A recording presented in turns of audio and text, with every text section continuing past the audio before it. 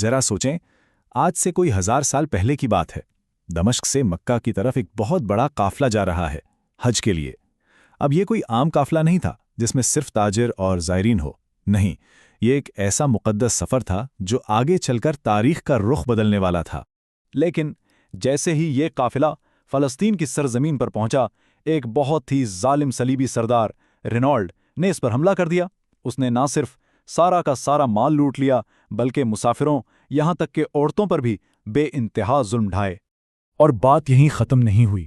جو لوگ زندہ بچ گئے انہیں اس نے ایک غصتاخانہ پیغام دے کر بھیجا، ایک ایسا پیغام جس میں اس نے مسلمانوں کے عقیدے کا مذاق اڑایا تھا۔ آپ سمجھیں کہ یہ صرف ایک حملہ نہیں تھا، یہ تو وہ چنگاری تھی جو آگے چل کر ایک بہت بڑی آگ بھڑکانے والی تھی۔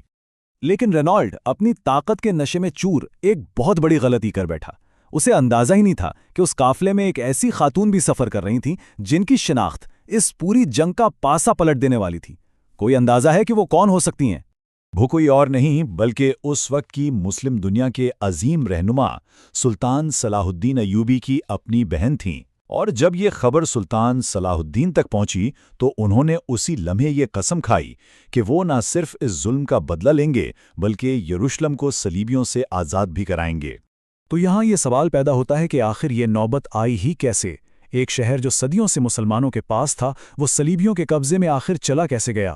اس کو سمجھنے کے لیے ہمیں تھوڑا تاریخ میں پیچھے جانا پڑے گا۔ تو دیکھیں، 637 عیسوی میں خلیفہ عمر رضی اللہ عنہ نے بہت ہی پرامن طریقے سے یروشلم کو فتح کیا تھا۔ لیکن پھر صدیاں گزریں اور 1099 میں پہلی صلیبی جنگ نے اس شہر کو خون میں نہلا دیا، اور یہاں سے ایک ایسے قبضے کا آغاز ہوا جو تقریباً 90 سال تک جاری رہا۔ اب ان دو فتوحات میں زمین آسمان کا فرق تھا۔ ایک طرف تھی خلیفہ عمر کی پرامن فتح، جہاں ہر شہری کی جان، مال اور ہر عبادت گاہ محفوظ تھی، اور دوسری طرف تھیں صلیبیوں کی خونی فتح، جس میں قتل عام اور بے حرمتی کی انتہا کر دی گئی۔ یہ فرق ہمیں اس دور کی حقیقت کو سمجھنے میں بہت مدد دیتا ہے۔ تو سوال یہ ہے کہ مسلمان آخر اتنے کمزور ہوئے کیسے؟ اس کی سب سے بڑی وجہ تھی اندرونی پھوٹ۔ وہ عظیم اسلامی سلطنت جو کبھی ایک تھی، اب چھوٹے چھوٹے ٹکڑوں میں بٹ چکی تھی۔ حکام ایک دوسرے سے ہی لڑ رہے تھے، اور اسی افراتفری میں حشاشین جیسے خفیہ قاتلوں کے گروہوں نے بھی سر اٹھایا، جس نے مسلم دنیا کو اور بھی کمزور کر دیا اور صلیبیوں کے لیے ایک آسان ہدف بنا دیا۔ لیکن اسی مایوسی اور اندھیرے کے دور میں ایک ایسی شخصیت سامنے آئی جس نے اس بکھری ہوئی قوم کو پھر سے ایک کرنے کا عزم کیا۔ صلاح الدین کی تربیت ایک بہت ہی نیک حکمران سلطان نور الدین زنگی کے زیر سایہ ہوئی، اور یہیں سے ان کے دل میں یروشلم کو آزاد کرانے کا جذبہ پیدا ہوا۔ انہوں نے جنگی ہنر اپنے چچا شیرکو سے سیکھے، جو خود ایک بہت بڑے سپہ سالار تھے۔ نور الدین کی وفات کے بعد مسلم دنیا ایک بار پھر خانہ جنگی کے دہانے پر کھڑی تھی، لیکن صلاح الدین نے اس نازک موقع پر آگے بڑھ کر قیادت سنبھالی۔ انہوں نے آپس میں لڑنے کے بجائے سب کو ایک مشترکہ دشمن کے خلاف اکٹھا کیا اور مصر سے لے کر شام تک ایک مضبوط سلطنت کی بنیاد رکھی۔ اور اسی اتحاد کے ساتھ رینالڈ کے اسی حملے نے وہ چنگاری بھڑکا دی جس نے ایک فیصلہ کن جنگ کی راہ ہموار کی۔ یروشلم کی آزادی کا راستہ اب بالکل صاف نظر آ رہا تھا۔ حطیم کی جنگ میں صلاح الدین کی جنگی حکمت عملی اپنے عروج پر نظر آتی ہے۔ ان کا منصوبہ بہت سادہ لیکن انتہائی مؤثر تھا۔ پہلا قدم، علاقے میں پانی کے واحد ذریعے پر قبضہ کر لو۔ دوسرا قدم، دشمن کی بھاری بھرکم فوج کو جولائی کی شدید گرمی میں ایک خشک صحرا پار کرنے پر مجبور کرو۔ اور تیسرا اور آخری قدم، جب وہ پیاس اور تھکاوٹ سے بے حال ہو جائیں تو انہیں چاروں طرف سے گھیر کر حملہ کر دو۔ یہ ایک ایسی زبردست چال تھی جس نے دشمن کو پوری طرح سے بے بس کر کے رکھ دیا۔ جنگ جیتنے کے بعد صلاح الدین نے قیدی بادشاہوں کو اپنے خیمے میں بلایا۔ انہوں نے اپنے ہاتھ سے رینالڈ کو اس کے جرائم کی سزا دی، لیکن صلیبی بادشاہ کی جان بخش دی، یہ کہہ کر کہ ایک بادشاہ دوسرے بادشاہ کو قتل نہیں کرتا۔ یہ واقعہ ان کی عظمت اور ان کے اصولوں کی ایک بہترین مثال ہے۔ حطیم میں صلیبی فوج کی تباہی کے بعد یروشلم کا راستہ بالکل صاف تھا۔ شہر کا دفاع کرنے والا صلیبی کمانڈر بیلین جانتا تھا کہ اب کوئی امید باقی نہیں بچی، لیکن پھر بھی اس نے ایک آخری مایوس کن لڑائی کی تیاری شروع کر دی۔ جب صلاح الدین نے شہر کا محاصرہ کیا تو بیلین نے خوفناک دھمکی دی۔ اس نے کہا کہ اگر انہیں ہتھیار ڈالنے پر مجبور کیا گیا تو وہ پورے شہر کو جلا کر راکھ کر دیں گے، جس میں مسلمانوں کی مسجد اقصی بھی ہوگی اور عیسائیوں کے مقدس ترین گرجے بھی۔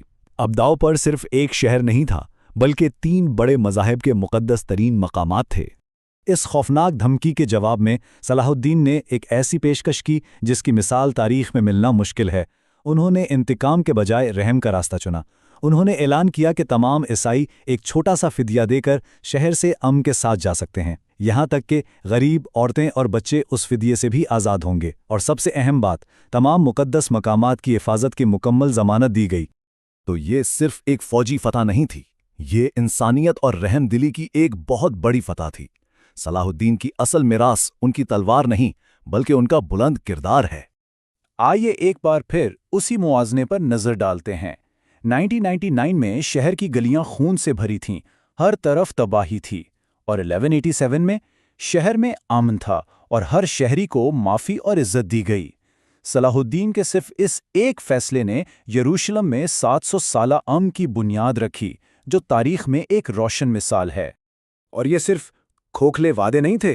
صلاح الدین نے اپنی ذاتی جیب سے ہزاروں غریب عیسائیوں کا فدیہ ادا کیا جو اپنی آزادی کی قیمت نہیں دے سکتے تھے۔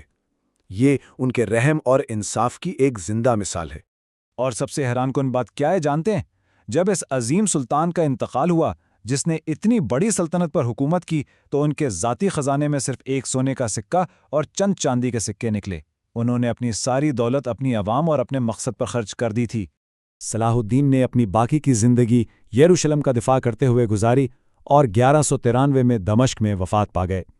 ان کی فتح سے امن کا جو دور شروع ہوا تھا وہ 700 سال سے بھی زیادہ عرصے تک قائم رہا، یہاں تک کہ پہلی جنگ عظیم نے اس خطے کی تاریخ کا دھارا ہی موڑ دیا۔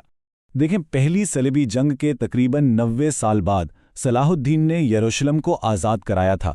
آج اس امن کے دور کو ختم ہوئے بھی تقریباً 1 صدی گزر چکی ہے، اور یہ بات ہمیں ایک گہرے سوال پر سوچنے پر مجبور کرتی ہے۔ کیا تاریخ خود کو دہرائے گی؟ کیا آج کی دنیا کو صلاح الدین جیسے کسی اور رہنما کا انتظار ہے؟ اس کا جواب تو شاید آنے والا وقت ہی دے گا۔